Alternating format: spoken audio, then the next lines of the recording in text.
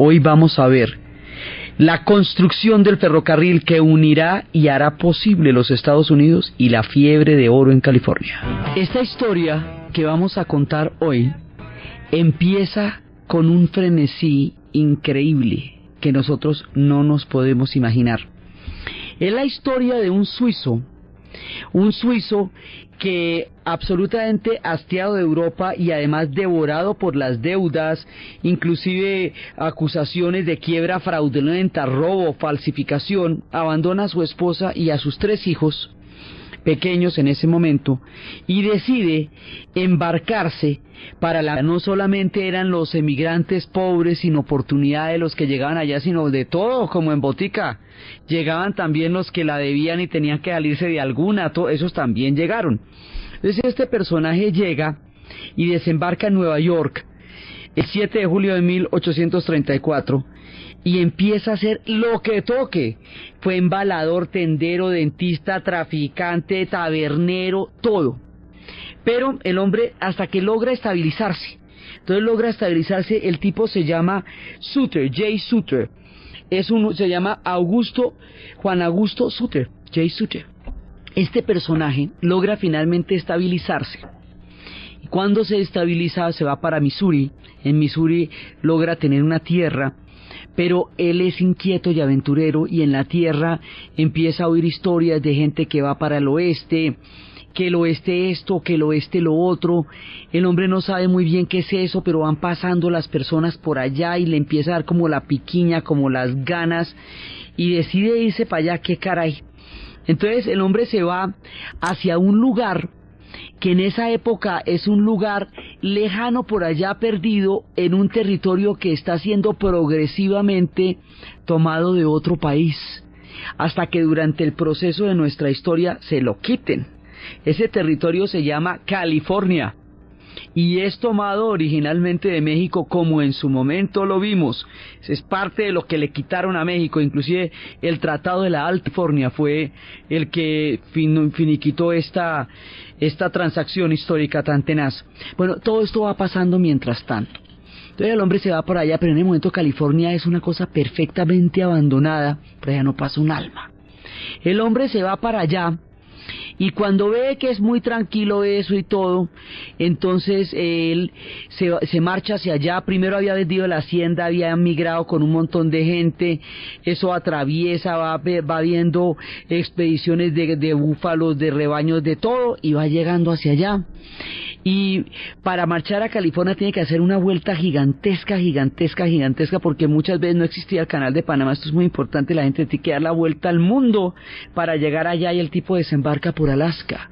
O sea, está en Missouri, se embarca y le da la vuelta al mundo. O sea, llega pues a todo el continente americano, desembarca por Alaska, llega allá, y allá, después de cantidades de dificultades, la gente que fue con él se fue muriendo, se fue bajando de la expedición, y va a llegar hasta Monterrey, y de pronto va a llegar a un sitio y va a preguntar a los frailes que estaban allá si él puede fundar en esa tierra una colonia que se llama Nueva Helvecia. Entonces le dicen, ¿y cómo por qué Nueva Helvecia o qué? Dice, pues que yo soy suizo, ¿eh? Entonces, pues a lo bien me queda Nueva Helvecia. Bien, entonces dicen, bueno, no hay problema. Entonces, haga lo que quiera, le dice el gobernador en esas tierras en ese momento, y no le dan ningún tipo de problemas ni de dilaciones. No, eso no quedaba en ningún lado.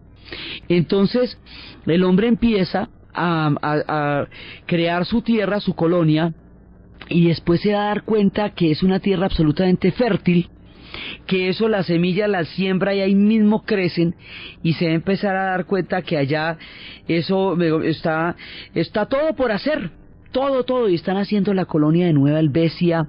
El hombre va a tener un éxito muy grande, tiene cantidades de beneficios, hay graneros permanentemente llenos, cabezas de ganado, todo lo ha logrado. Tiene grandes dificultades, claro, pero todo lo ha logrado. Su colonia de Nueva Helvecia está bacana, los barcos están en todas las direcciones, chévere, o sea, todo le va muy bien. Y entonces va pudiendo encontrar las cosas y todo, y ya estará como listo ya para sentarse. Entonces el hombre está en su finca, tranquilo, es una hacienda gigantesca donde se produce leche, donde se produce, hay carne en abundancia, hay semillas, hay grano, todo está muy bien. Entonces el hombre está todo contento cuando de repente un día llega un carpintero que está trabajando con él, un tipo de apellido Marshall, cierra la puerta del cuarto. Se le acerca al hombre sigiloso, lo mira con los ojos desorbitados, con un comportamiento sumamente extraño, y el otro dice, ¿qué pasa? Y entonces le dice, mire, ayer estuve cavando en un hoyo y encontré esto, yo no sé qué es, mírelo a ver, yo creo que es oro, pero yo no sé, porque los demás se burlaron de mí. Suter coge la arena y la hace analizar y es oro. Entonces se va con Marshall a ver dónde fue, a la granja, al punto de la granja donde lo encontró.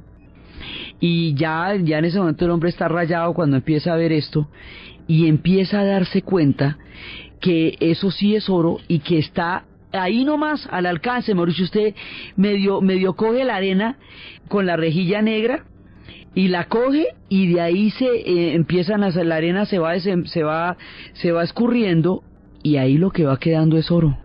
Entonces le dice, ¿sabe qué? Guardemos este secreto hasta que yo pueda montar una sierra y todo para ponernos en estas.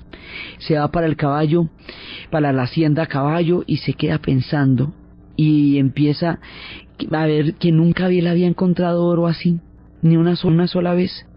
Entonces el hombre se pone muy contento y se va a poner él felicísimo porque en su tierra hay oro y ahí él no tiene ni idea lo que va a pasar.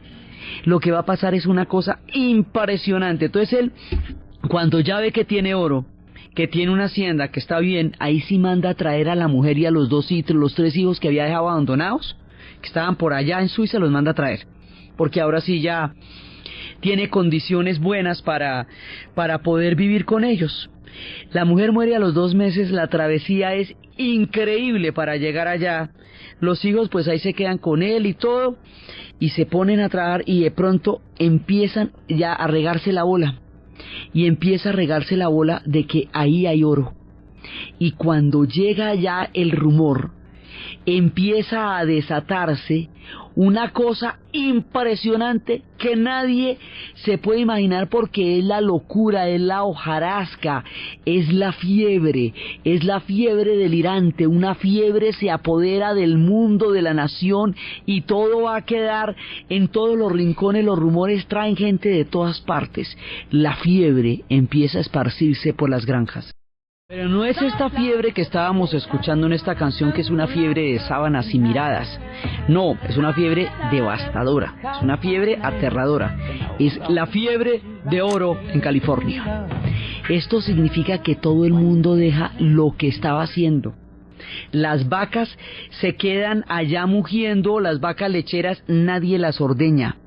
Las frutas se pudren en los árboles. La gente abandona todos los trabajos. Cualquier cantidad de aventureros empiezan a llegar de Alemania, de Inglaterra, de Francia, de España. Hay gente que para llegar, como van a llegar por el este, porque de Europa vienen por el Atlántico, y esto que estamos diciendo, California queda en el oeste, es decir, hacia el lado del Pacífico.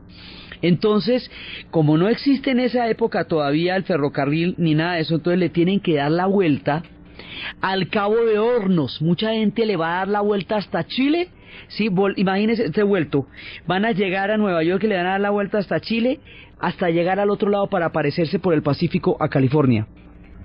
Todo el mundo empieza a llegar y son pero miles y miles de obreros atacados por la fiebre, solo hacen lo que sea por llegar allá, caravanas inmensas atraviesan gente de todas las razas, de todas las lenguas, todos se van a instalar en esa propiedad, en esa tierra donde él, en la tierra de San Francisco, él tenía una escritura diciendo que esa ciudad, que la ciudad y la granja que estaban allá fundadas eran de él. Pero es que llega la invasión más grande de todas partes. Es como la hojarasca, como describía García Márquez la hojarasca.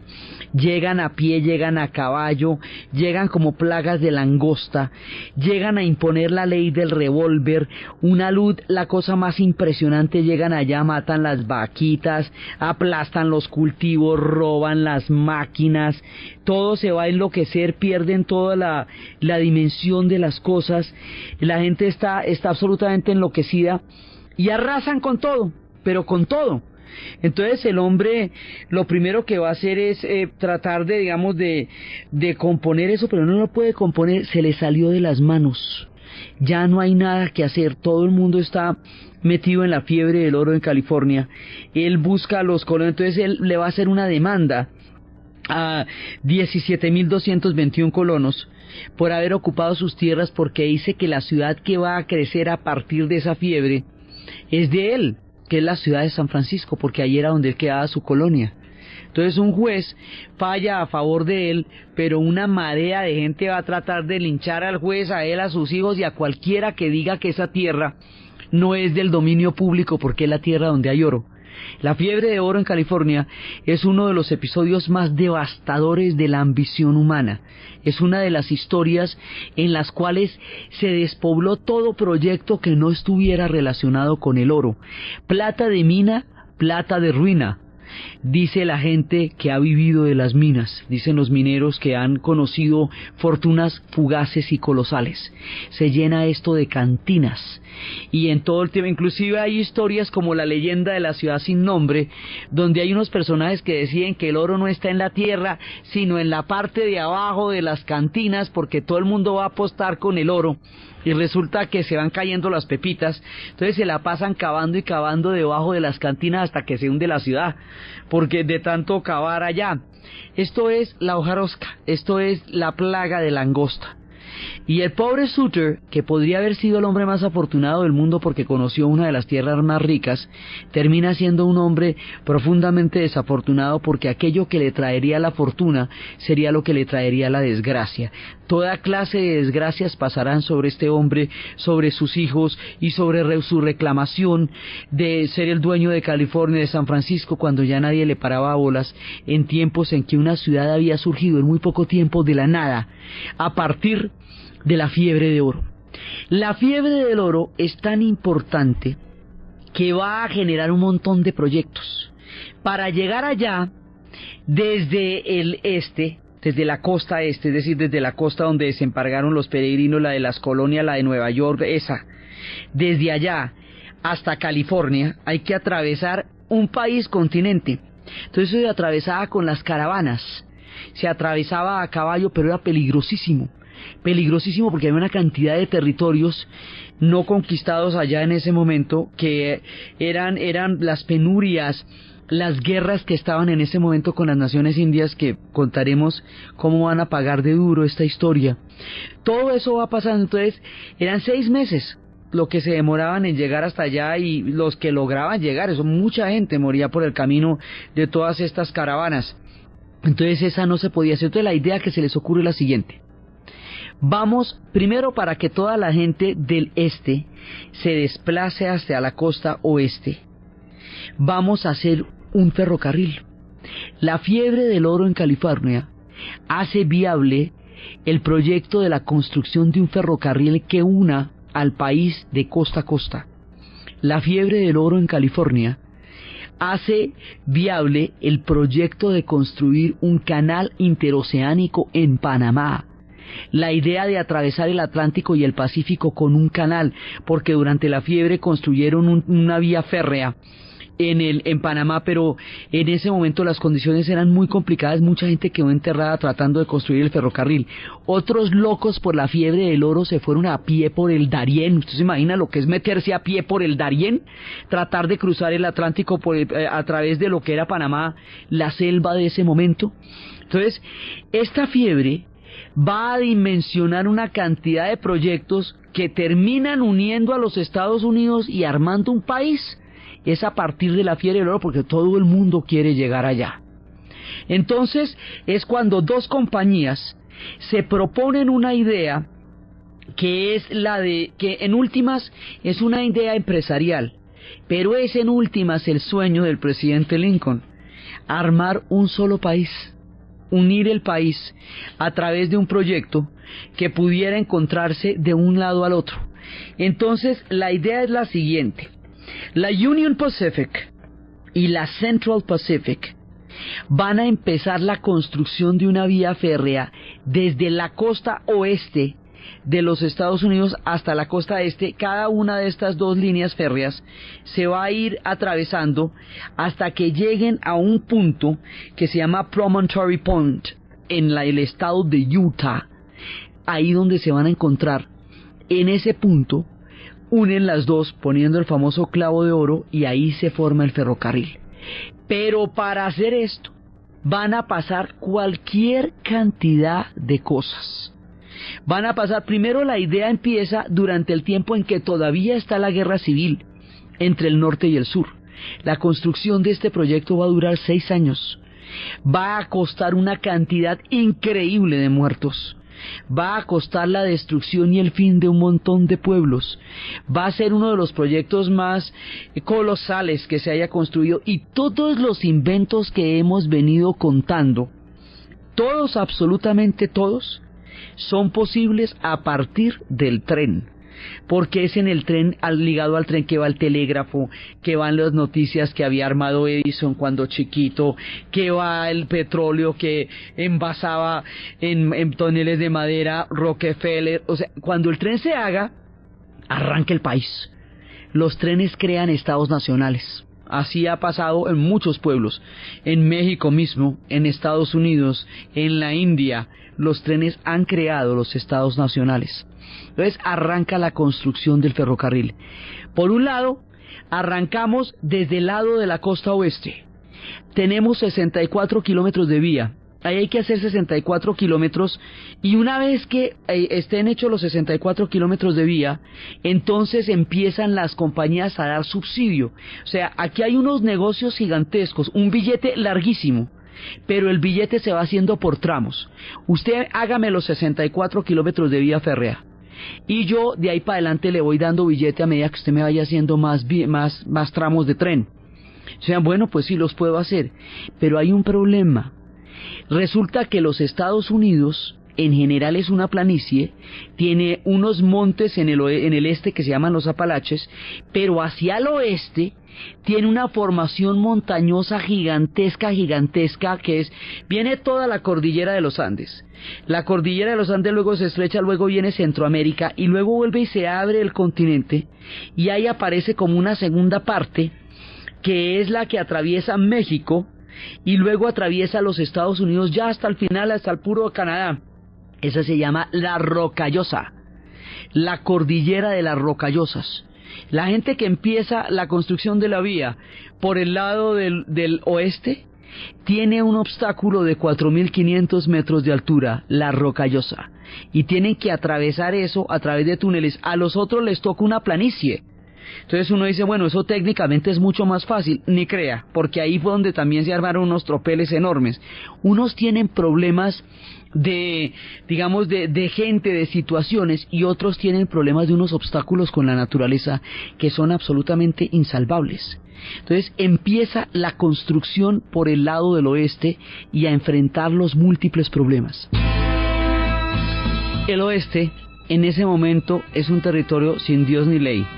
Lo primero es tratar de agrupar una comunidad para que pueda trabajar, porque estos son un poco epistoleros, y en ese momento no tiene Dios ni ley, y después tampoco. O sea, eso va a ser durante mucho tiempo una tierra de nadie, tierra de revólver, y por eso es que eso va a ser tan famoso en las películas, y hay tantas películas. Se va a convertir en una especie en un género del cine que es el universo del western. Entonces el oeste en ese momento es una situación de caos, entre el caos, el abandono y el frenesí. Los trabajadores que habían empezado, que podrían haber construido el tramo que viene desde el oeste de la vía férrea, no están interesados, porque se han ido para California. La fiebre del oro dura un montón de años, y mientras tanto pues no hay mano de obra para poder empezar los 64 kilómetros de vía tramos de vía del ferrocarril. Entonces no saben qué hacer. La fiebre del oro está determinando muchas cosas. La fiebre del oro también va a hacer posible que se cree un equilibrio entre los estados del sur en tiempo de la esclavitud, ¿se acuerda? Porque California no va a ser esclavista, porque ahí todo el mundo es minero y todo el mundo está buscando es billete, está buscando es oro. Entonces ellos no van a ser esclavistas, así que esa parte de la geografía de los Estados Unidos no entra en el terreno de la esclavitud. O sea, la fiebre de oro equilibra muchas cosas en su terrible frenesí, hace que no se pueda expandir la esclavitud como había sido la intención original de los que habían atravesado la frontera de Luisiana hacia el oeste, por un lado, crea la necesidad de la construcción del ferrocarril, por el otro crea la necesidad de la construcción del canal de Panamá, articula la idea de destino manifiesto que estaba expresada desde el principio, pero que ahora se va a volver una cosa mucho más fuerte, y hace que no haya trabajadores para poder hacer el tramo que tienen que arrancar de allá. Entonces, si no hay mano de obra, ¿de dónde la van a sacar? ¿Cómo es posible que hagan eso, que cumplan con ese compromiso? Ya están ahí metidos, embarcados, los otros ya arrancaron por el otro lado. ¿Cómo lo van a hacer? Pues en ese momento pasa al otro lado del mundo una cosa increíble.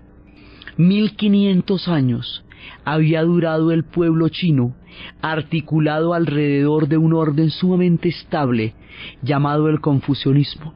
El confucianismo crea una serie de círculos de correspondencia y de responsabilidades entre los menores y los mayores, entre el hombre y la mujer, entre las hermanas mayores y las hermanas menores, entre las familias paternas. Cada uno de ellos tiene un círculo de responsabilidad, unas reglas del juego, un lugar en la vida.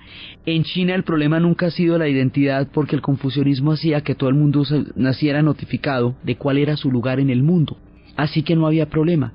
Este orden histórico, que había creado una sociedad compacta, capaz de resistir los cambios, porque su tramado y su tejido interno era tan profundo que podía sobrellevar los tiempos, las glorias y las miserias, se resquebraja en el siglo XIX.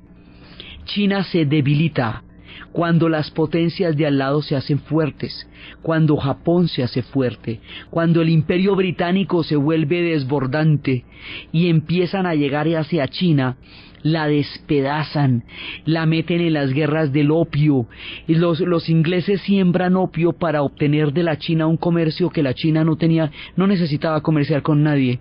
Entonces van a sembrar opio y la van a volver adicta, y la van a obligar a abrir sus puertos, y le van a declarar unas guerras para que les permita abrir sus puertos cuando China declara ilegal el comercio del opio. Entonces le declaran la guerra, que era pelea de toche con guayaba, y ahí sí no había manera. Entonces finalmente terminan apoderándose de Hong Kong y de los puertos chinos, y en ese momento China va a sufrir una tortura que se llama la muerte por los 1000 pedazos.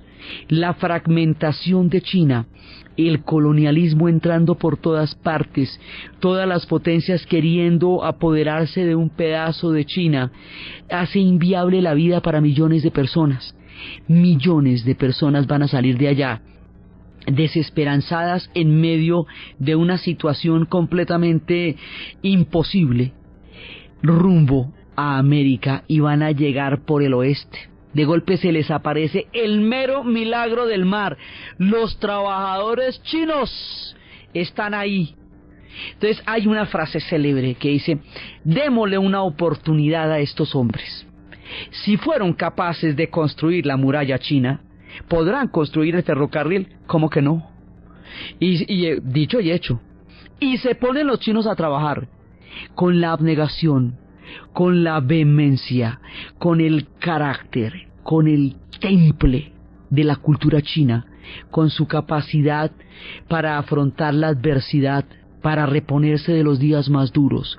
Los chinos construyen el ferrocarril, y poco a poco, en medio de las tormentas, en medio de las nevadas, en medio de la cantidad de muertos por las explosiones, de la gente que devora la montaña, de la cantidad de gente que está sepultada cada vez que una luz viene, cada vez que un túnel se cae, cada vez que una nevada vuelve a azotar con esos vientos terribles, empieza la construcción de la vía férrea a los 64 kilómetros de tramo para poder empezar el proyecto que viene desde el oeste.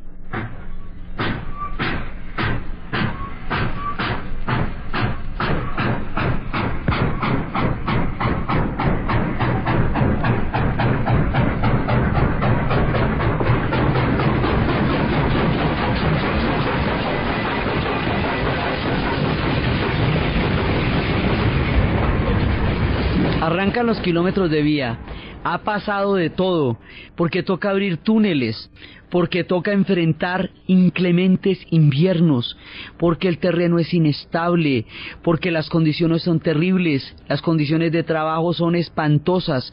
Solo un chino con esa capacidad estoica de enfrentar lo que quiera que le traiga el mundo es capaz de hacerlo.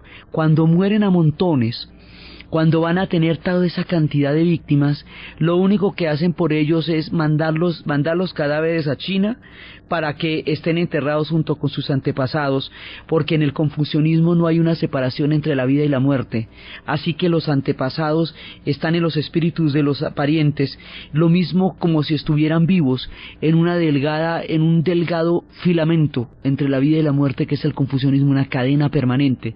Por eso en el confucianismo los ancianos son los más importantes, porque son los seres del crepúsculo, aquellos que conocen el punto en que termina la vida y empieza la muerte y viceversa. Entonces, cuando mueren, van para China y allá los devuelven, pero van muriendo en cantidades y va avanzando la vida con todas las dificultades del mundo. Mientras tanto, en el otro lado parecería que las cosas están haciéndose con mayor rapidez, pero aquí las dificultades son verdaderamente grandes, porque les toca la parte más terrible de la geografía, que es atravesar la Rocallosa. Meter el ferrocarril por ahí va a ser una tarea titánica, pero ahí van, poco a poco, con muchos retrasos, con muchísimas dificultades, pero ahí van. Y los chinos le metieron el hombro a esto, y una parte importante de esa nación se la debe al pueblo chino, por la gesta histórica, por el trabajo, por el empeño con que ellos construyeron tramo a tramo, riel a riel, la vía férrea del tramo del oeste. Ahora, si por aquí llueve, por allá no escampa. Ni vayan a creer que las cosas fueron más fáciles en el tramo del este. Lo que pasa es que ahí no hay rocallosa, así que los obstáculos no son naturales, es la pradera, pero ahí pasan toda clase de cosas. Entonces arranca el otro lado de la vía férrea, empieza la construcción desde el este, a ver cómo nos vamos a encontrar. Entonces empieza ya de una vez, con todas las dificultades, arrancan la vía.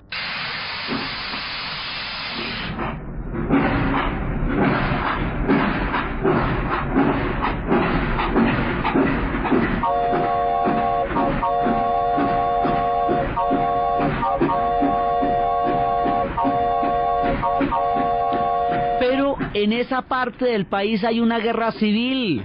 En la primera construcción todavía estaban en guerra civil, porque la guerra civil va a durar de 1861 a 1864, la construcción del ferrocarril va a durar de 1863 al 69, así que se alcanzan a encontrar en un momento dado todavía en la guerra civil. Entonces van a reclutar gente de los dos lados, del norte y del sur, gente que va saliendo de ambas partes. Entonces al principio esto es sumamente conflictivo, luego termina la guerra y uno de los antiguos generales que estuvo en ese momento en armas va a protagonizar la empresa de construir el tramo del este y a poner de acuerdo a los hombres que acaban de matarse inmisericordiamente durante una guerra sangrientísima, para que se depongan los uniformes, depongan las armas y hagan un proyecto común. Ese proyecto común es el ferrocarril. Y esa es la idea realmente de Lincoln, que se unan los del norte y los del sur para hacer un ferrocarril, para hacer el tren, y eso es un milagro. Entonces, nomás juntar a estos tipos que eran enemigos hace poco menos que un año, para ponerlos a hacer el ferrocarril, ya te digo que es una cosa complicadísima. Entonces, pero lo juntan y empiezan a hacer los tramos de la vía. Pero una vez que los hacen, cuando ya se ponen de acuerdo para trabajar juntos, va a empezar la ambición, eso tiene unas inversiones gigantescas, hay mucho dinero en juego en el ferrocarril y la gente tiene bastantes ganancias en el este, ¿no? A los chinos no es que les vayan a dar mucho, eso es para el otro lado. Esa cantidad de dinero, todas las inversiones y el hecho de que esta gente acabe de salir de las guerras, que sean soldados que no tienen, digamos, ya mayor rumbo, hace que haya un momento en que todo el mundo se va para las cantinas. Entonces empiezan a llegar prostitutas en legiones y empiezan a abrirse cantinas todos los días y todo el mundo borracho, y entonces borracho y enrumbado, ¿usted cómo hace el ferrocarril? A ver. Entonces le toca a este ex general ponerse serísimo, horca en mano, con el ejército, a decir, bueno, aquí la gente, se acabó la rumba y me hacen el tren, porque esto no me lo van a dejar así nomás. Logra con una disciplina absolutamente impresionante imponer unas condiciones de trabajo que permitan seguir construyendo el tren. Nadie sabe exactamente qué está haciendo el otro, entonces parece que los otros ya estuvieran realmente cerca cuando los otros están enfrentando las tormentas, las nevadas, y a su vez los del oeste, que piensan que los del este ya están, pero mejor dicho, a nada, tampoco se dan cuenta que esta gente está enfrentando cualquier cantidad de conflictos. Unos y otros atraviesan problemas muy grandes. Una vez que se ponen de acuerdo para la foto, una vez que pueden empezar a trabajar juntos y a tener disciplina y a no enrumbarse, van a enfrentar un problema durísimo: los territorios indios. Los territorios que no se habían conquistado, que llaman ellos. Desde el punto de vista de los blancos que están construyendo el ferrocarril, que llevan el progreso, que van a unir una nación, que van a construir un pueblo a través del ferrocarril, los territorios indios son un obstáculo a superar para un destino manifiesto que es la historia del progreso. Y por lo tanto van a pasar por encima de ellos, no solamente en términos de vías férreas, sino en términos de la destrucción de las manadas de los bisontes, porque los bisontes van a alimentar ahora las legiones de trabajadores, y los bisontes eran el alimento de los pueblos de la pradera. Desde el punto de vista de los pueblos de la pradera, este es el fin de su mundo. Donde atraviese el caballo de hierro, el hombre indio no va a poder vivir. Primero, porque las manadas de bisontes van a ser cazadas indiscriminadamente. Los pueblos del bisonte sabían cómo y de qué manera cazarlos para que les sirvieran para todo. Alrededor del bisonte ellos tenían la piel para abrigarse, la carne para comer, la grasa para cocinar y para hacer mil cosas. Todo el bisonte era fundamentalmente el sustento de los pueblos de la pradera. Cuando los pueblos de la pradera ven cazados los bisontes, su forma de vida va a desaparecer por hambre, primero que todo, por carencia de todo. Entonces ellos van a tener una guerra contra el ferrocarril a muerte, porque es o el ferrocarril o ellos. Ellos y el ferrocarril no son compatibles. El destino de los pueblos de la pradera y el destino de la gente que está haciendo el ferrocarril no pueden coexistir. Hace rato habíamos dicho que esto iba a pasar. Lo habíamos dicho desde el momento en que firmaron la Constitución. Lo habíamos dicho desde el momento en que van a ampliar la frontera. Ya habíamos visto cómo los algonquinos y los iroqueses habían desaparecido en el momento en que se formaba la nación. Pues ahora llega el momento en que los pueblos que están atravesados en la vía del ferrocarril van a desaparecer, pero ellos no van a desaparecer sin pelear. Van a dar una pelea absolutamente colosal. Van a pelear con todo, van a atacar al caballo de hierro, van a matar a los trabajadores donde les den papaya, van a descarrilar el tren, van a ir detrás de ellos en gritos, en marchas, en todo, porque es que esta es la última batalla. La batalla contra el tren es la batalla por la supervivencia. Miles de años habitando las praderas, dioses y hombres juntos bajo esos cielos, han de morir porque está atravesando el caballo de hierro. Entonces la pasada de ese tren por el territorio indio no es menos tenaz que la pasada por la Rocallosa, porque el espíritu de los pueblos del bisonte ha de enfrentarse con tanta furia como la misma naturaleza se enfrentó al proyecto, porque la cosa era el uno o el otro. Y así se van dando las condiciones cada vez más duras. Por eso es que los pueblos indios en esa parte, eventualmente todos van a perder la batalla. Y es una historia muy dura. pero la parte del ferrocarril es una de las partes más aterradoras, porque un pedazo del tiempo se sobrepone a otro pedazo del tiempo, el tiempo de la magia, de los pueblos ancestrales, de los pueblos guerreros, de los pueblos orgullosos, de los pueblos sabios, de los pueblos cantores, de los pueblos danzantes, está terminando porque el caballo de hierro va a pasar por su territorio y va a acabar con su fuente de vida, que es el bisonte. Así que aquí la cosa se pone tenaz.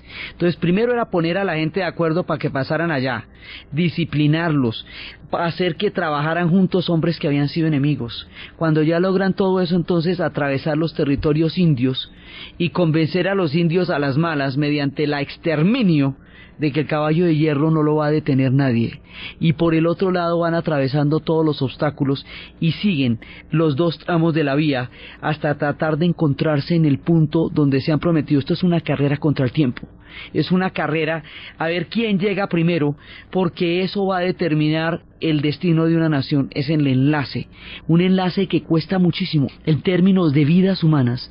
Este ferrocarril es costosísimo, todos lo son, las vías férreas en general son proyectos muy fuertes, pero lo que esto costó en chinos, lo que esto costó en pueblos de la pradera, en pueblos del territorio indio que van a desaparecer, es incalculable. Y sin embargo sigue la marcha del tren, que no es ni de lejos un tren de paz. Estas historias de trenes cantadas tienen toda clase de miradas. Estábamos empezando con una canción de Jethro Tull que se llama Locomotive Breath, es una especie de aliento de locomotora, en el cual en el tren de la vida va un personaje que es el que siempre pierde y que es al que se le van llevando sus sueños, y es el que siente los pistones y el que siente el vapor, cómo lo va quebrando, y va viendo cómo su mujer está con otro hombre que es el que siempre gana. Hay uno que va en el tren de la desgracia. Con esa era que habíamos empezado. Esta que estábamos oyendo es el tren de la paz, que dice Cat Stevens que van a empezar a pasar cosas buenas, que ese tren va a unir esa nación y que ese tren va a traer la paz. El tren que estamos contando no trae la paz.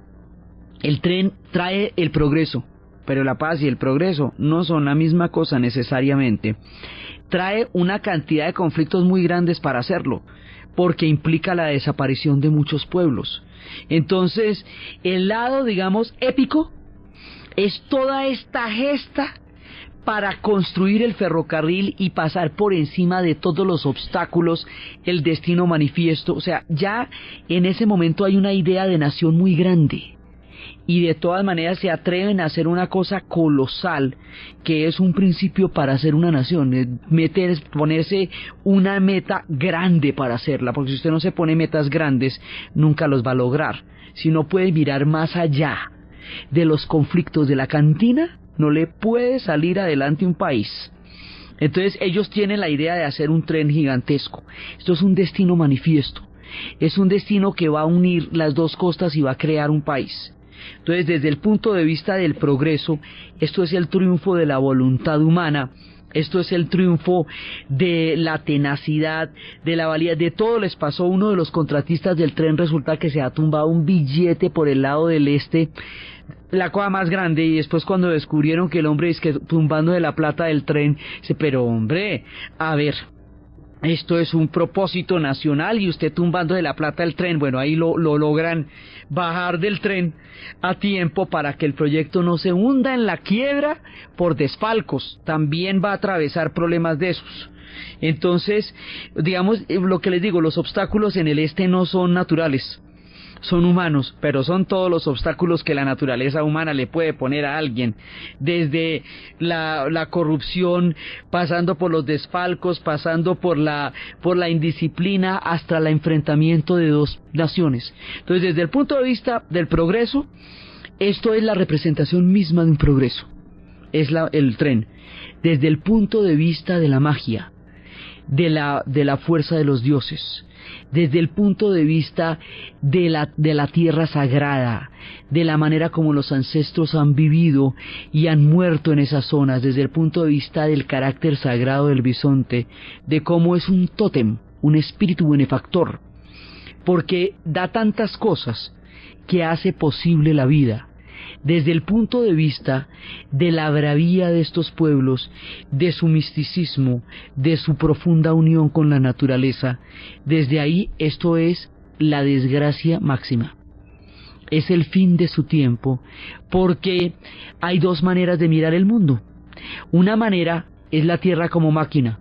La tierra, la idea de progreso que se ha venido dando desde el siglo XVI en Europa, que va conquistando cada vez más territorios y que va llevando la mano del hombre a todas partes. Pero hay otra que era la tierra madre, la tierra con la que ellos se compenetraban y a través de la cual podían respirar el ritmo de las estaciones y el aliento de los dioses. La gente que conocía el aliento de los dioses, la gente que conocía la fuerza de sus tótems, la gente que conocía el paso de los espíritus, los hilos invisibles que habían tejido su tiempo, va a morir con el paso del caballo de hierro. Entonces, desde el punto de vista de la madre tierra, la madre tierra va a morir un poco con el paso del ferrocarril. Desde el punto de vista del progreso, el ferrocarril representa el progreso. Después de miles de problemas, después de una carrera desenfrenada, porque los del oeste van a pensar que no lo van a lograr. Más problemas se les presentaron hasta que al fin lo logran.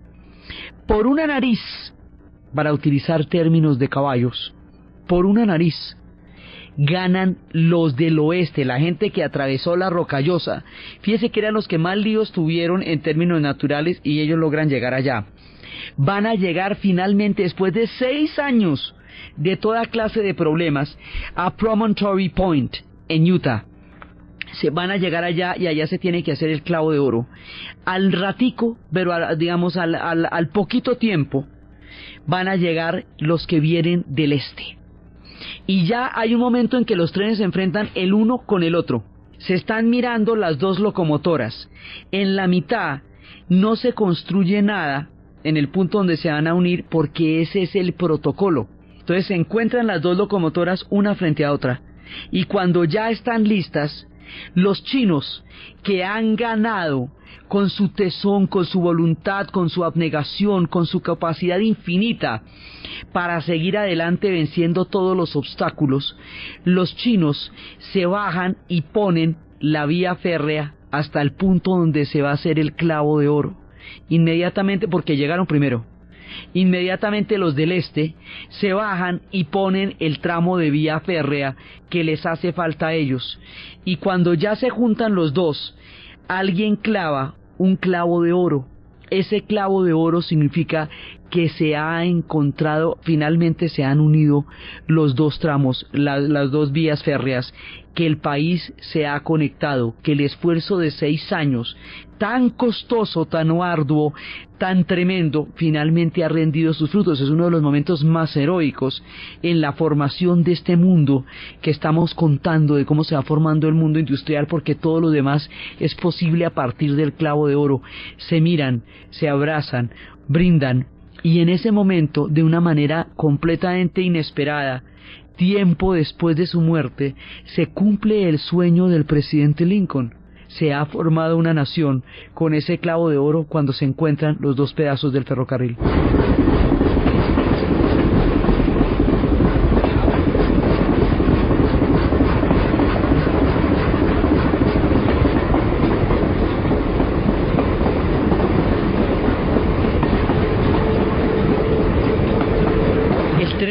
Atraviesa de un extremo a otro el territorio de los Estados Unidos. De costa a costa se puede recorrer en una semana, en 7 días, lo que antes se recorría en 6 meses. Las caravanas ya no serán necesarias. Ya no toca irse en una carreta desde Boston hasta Oregón, atravesando un sinnúmero de problemas y de penurias, donde va muriendo por el camino cualquier cantidad de gente, incluida Mary Jo y su perro Spot, que van a ser masacrados en todo el territorio, mientras ellos mismos van sacando a los pueblos indios de sus tierras. Ya no se necesitan todos esos peligros que tantas películas tuvieron. Ya no, ya los caballos empiezan a hacer, digamos, otra cosa porque existe el tren, ya ese es el primer gran vehículo de comunicación, y estas obras donde quiera que se han hecho son epopeyas. La historia del Transiberiano también es una cosa de locura, como los rusos hicieron el Transiberiano. Entonces, aquí se ha completado la epopeya del progreso. El destino manifiesto ha llegado hasta el clavo de oro. De aquí para adelante, el siguiente objetivo es el Canal de Panamá, porque hay que unir el Atlántico con el Pacífico por una vía de mar. Ya tenemos el obstáculo de tierra superado, hemos hecho el ferrocarril. Después es que se va a hacer lo del mar, y esto queda, digamos, aunque sea tiempo después, aunque primero haya una concesión a los franceses, y aunque pasen todas las historias que nos pasaron con ese canal, aquí ya está clarísimo que el Canal de Panamá se va a hacer una vez que se haya terminado el tema del ferrocarril. Pasará tiempo para eso, pero pasará en algún momento. Entonces, eso va a cambiar toda la forma de vida de los Estados Unidos, porque al terminar las caravanas y las carrozas va a facilitar la migración a un ritmo aún más acelerado.